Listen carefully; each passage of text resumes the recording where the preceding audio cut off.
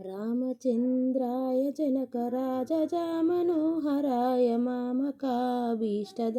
महितमङ्गलम् कोसलेशाय मन्दहासदासपोषणाय वासवादिविनुतसद्वरदमङ्गलम्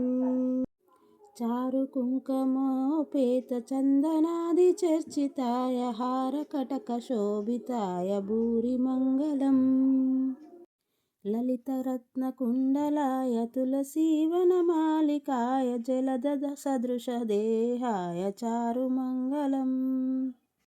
देवकीपुत्राय देवदेवोत्तमाय चापजातगुरुवराय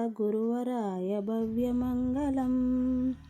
पुण्डरीकाक्षाय पूर्णचन्द्राननय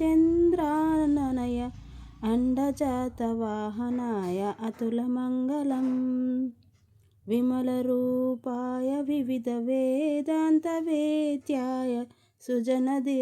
सुजनचित्तकामिताय सुभगमङ्गलम् रामदासमृदुलहृदय तामरसनिवासाय स्वामिभद्रगिरिवराय सर्वमङ्गलम्